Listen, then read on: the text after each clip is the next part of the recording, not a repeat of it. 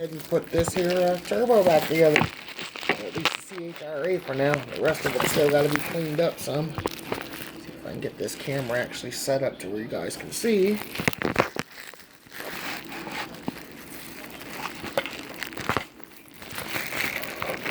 Just like that.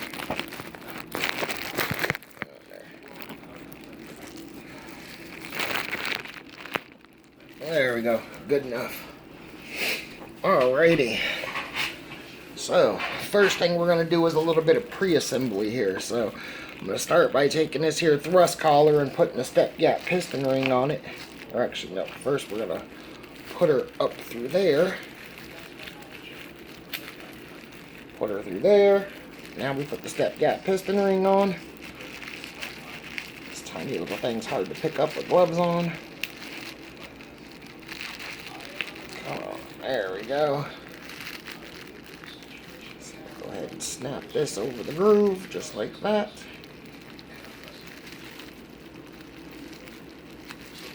Make sure she's on there all the way. There we go. Got our step gap piston ring on there. So now we're going to take this. I'm going to put a little bit of silicone, aka WD-40 in there.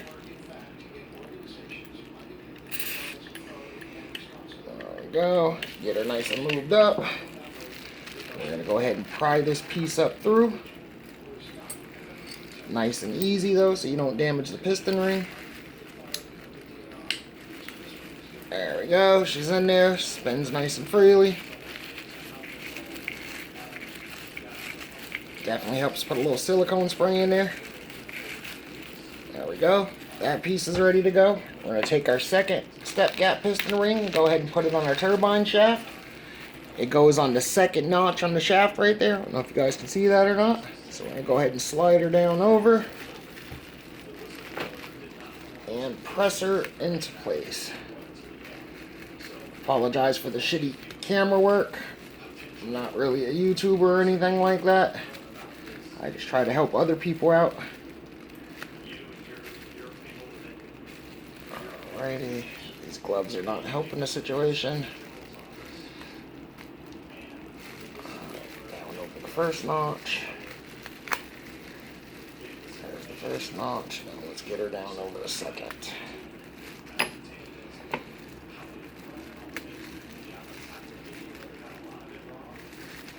Use the pick wherever I put it, right here, to go ahead and pull this down.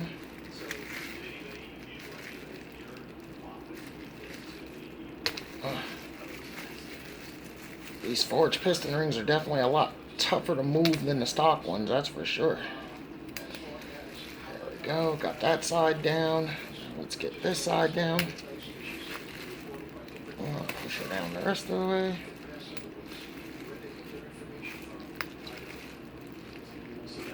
Get on there.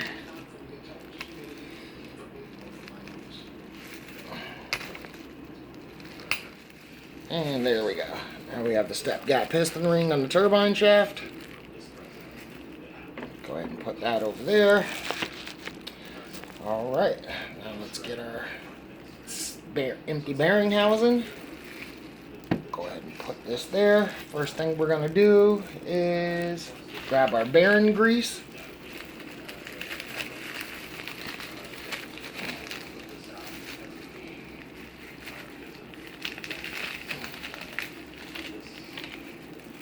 By all means, don't feel any need to be modest with this stuff. Put enough in there to fill her right up. We want to mush her around in there. Get it everywhere. This is definitely the messy part, is putting the turbo back together. We definitely want to make sure that there's grease all over this. There we go. Just like that. Now we're going to go ahead and drop her down in that hole right there.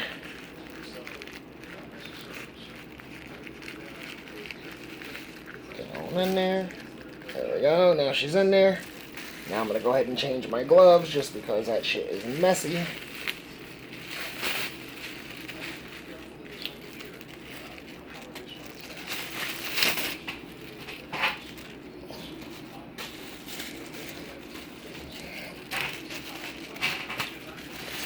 gloves on before we continue.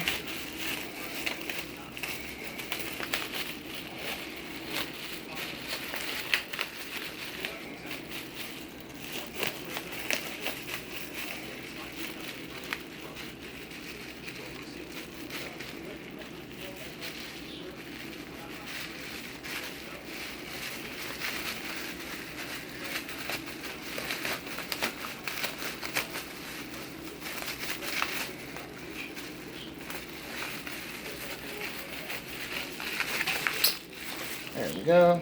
Now we're going to go ahead and take our second oil seal. I'll put a little silicone on this.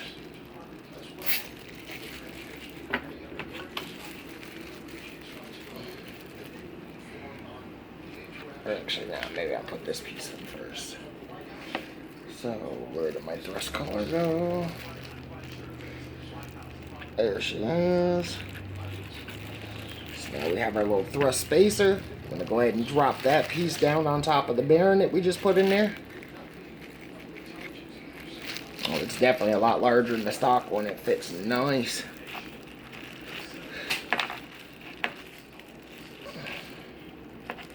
Okay, now for our oil ports. You want to make sure that this piece right here is facing down with the cut in it.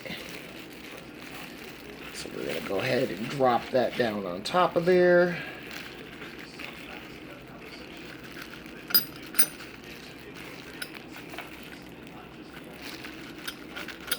There we go, now she's sitting on top. Now we're going to go ahead and put this O-ring in. Definitely helps to put silicone in there, it stops it from binding up.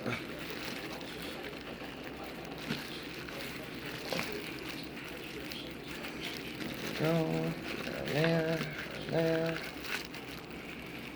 And the last little section. Pick here.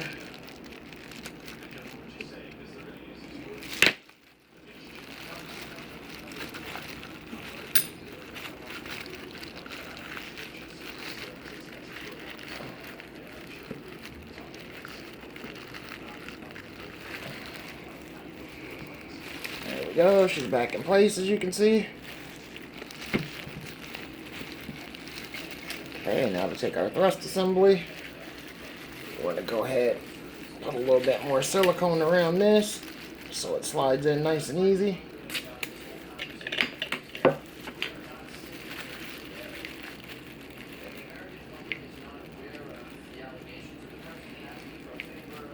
go ahead and drop this down in.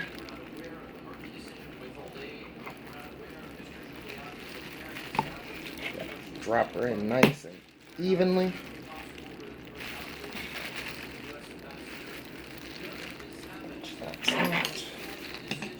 Probably up on this side a little bit. There we go. You want to push her down in so you hear her snap. Actually, I'm not happy with the orientation of that, so I'm going to pull it back out.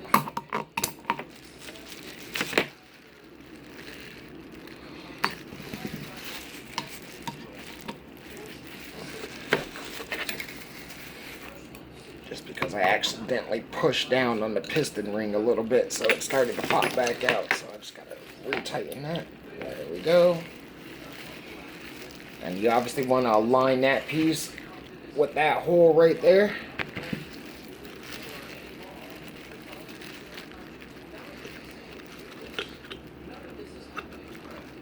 Just like that.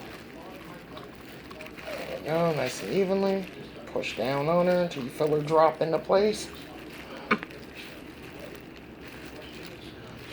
Just like that. She's nice into place. So now we just gotta put the new snap ring that came with it back on, which is right here. Obviously the bevel side goes down. Or actually the bevel side goes up, sorry. Go ahead and get that in there.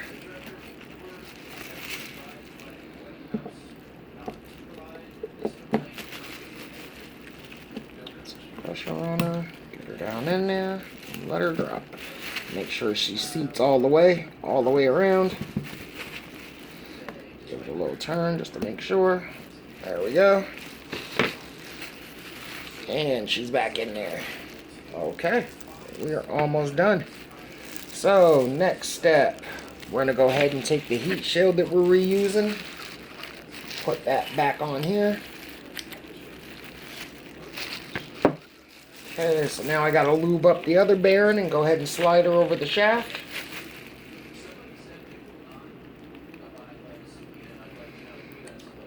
Like I said, you can never use too much bearing grease on a turbo, that's for sure. As long as you're not making a sloppy mess with it, it is good to go. I try to get it to go into every last one of those little holes. Just like that. Alright, we'll go ahead and pick this up. We're going to go ahead and slide our last bearing over the shaft. Just like that.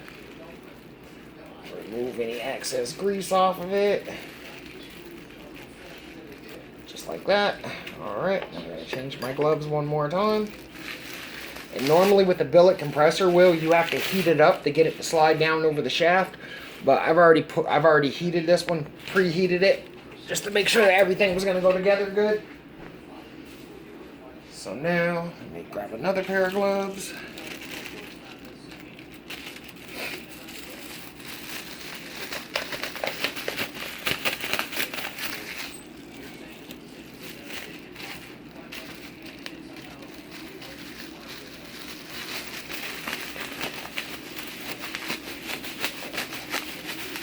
Alright, so we're going to go ahead and put our turbine back into the CHRA. So we're going to go ahead and hold it upwards like that. Actually, I'm going to turn her to the side. We're going to gently press her down in there till you get down to where the snap ring is. And you're going to apply even pressure on both sides until you hear it snap into place. Sometimes you got to add some good pressure to it. There we go. That click you heard was her sliding into place. She spins freely, as you can see. You always want to check to make sure of that. So we are almost done here. So the last step, the billet compressor wheel. Like I said, usually you got to heat these with a torch or a heat gun or something like that to get them to drop down over the shaft so that the metal expands. But this one's already been done. So we're going to go ahead and drop her down. First, I want to make sure I know exactly where the balance mark is on it. So, actually, let me show y'all that. So the balance mark is right there on this. I like to center them both with the actual oil port, or the oil drain. So we're going to go ahead and put her on like that.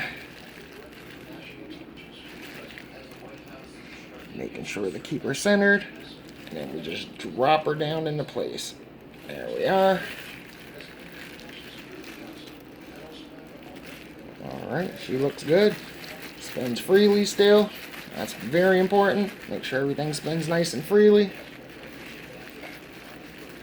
And now, the only thing left is the shaft nut.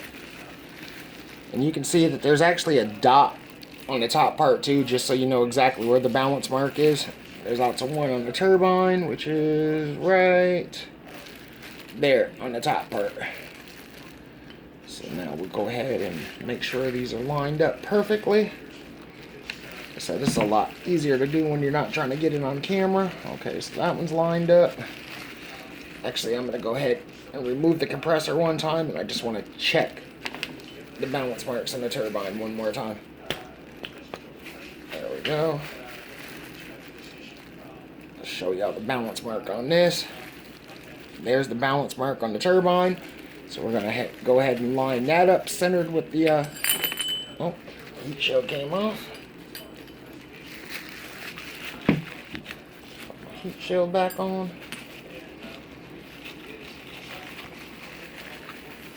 Alright, there's the oil drain, oil return, whatever you want to call it. We're going to go ahead and line that up dead center.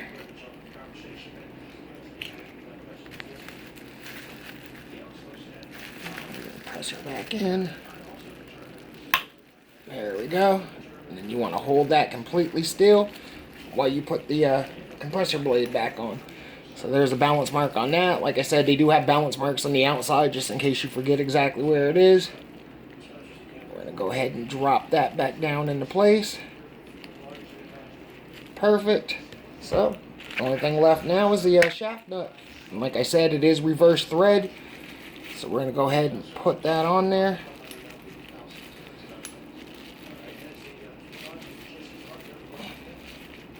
I'm just going to spin her down finger tight. And before I tighten it down all the way, I like to use a little bit of Loctite on mine, just to ensure that that shaft nut ain't never coming off there once I torque her down. So you can never be too safe when it comes to a turbo, especially when you got this much money into one. So this is just a little regular thread lock. Just gonna put a nice little drop right there. Alright, and then we're gonna run the shaft nut the rest of the way down. Like I said, I'm just gonna finger tighten her right now. It'll probably get it to about 20 foot-pounds by finger. And then I have to go get my torque wrench to finish it off. Alright, get that off. Get rid of any excess on there.